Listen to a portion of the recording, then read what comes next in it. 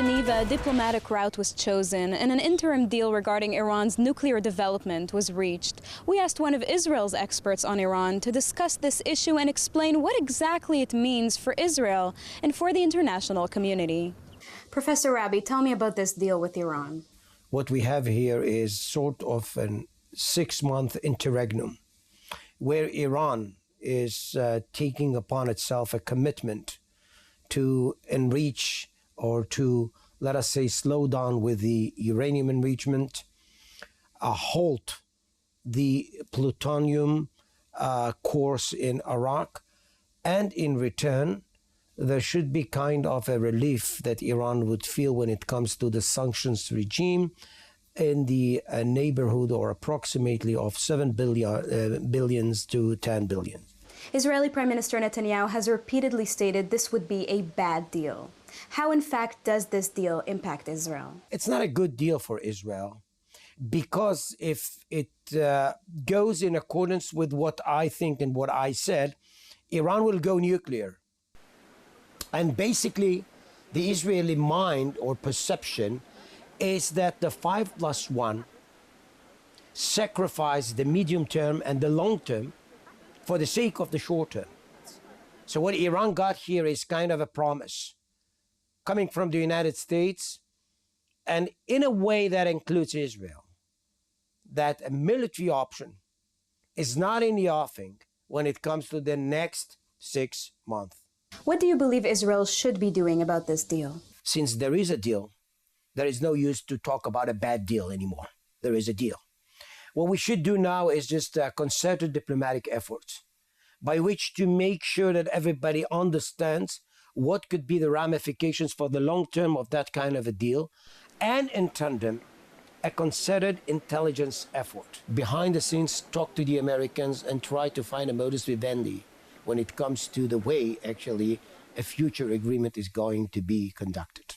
Does this interim deal create tension between the U.S. and Israel? There is, let's say, some acrimonious, I would say, voices between Washington and Jerusalem.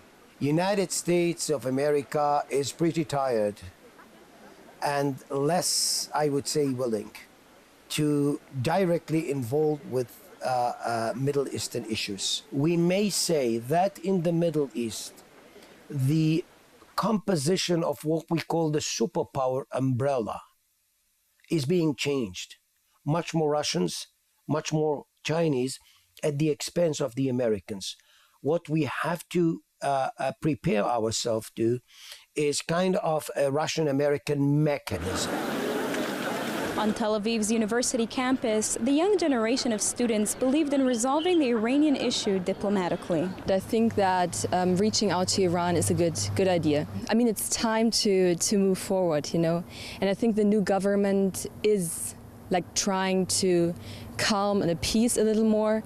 So I think it's not a good way to say like, no, we don't want to, you know, like continue have anything to do with you. It seems that everybody's kind of unhappy, which to me thinks it's probably a good deal if nobody's completely happy. Anything that prevents war and sort of makes everybody kind of equally unhappy and, you know, more prone towards compromises, I think is a good idea. I think it's a good deal and it will open good options for peace in this area. Obviously, no one's gonna attack anybody. At least that's what I think. I think our Prime Minister was a bit too loud about it. He should have talked to Obama in private. I think that would have been best. Do you foresee a military option for Israel in the near future? I don't think Israel should talk about that at this stage. Israel should make sure that this saying that we are not committed to a deal or a complete or full deal in the end of the day that would make sure that Iran goes nuclear, we cannot commit ourselves to accept that. And in that case, Israel would be responsible for its own destiny or for its own future. Israel's Prime Minister Benjamin Netanyahu titled the deal with Iran a historic mistake, allowing what he called the most dangerous regime to attain the most dangerous weapon. He also stressed Israel would not be bound by this agreement. For JN1, I'm Sivan Raviv, Israel.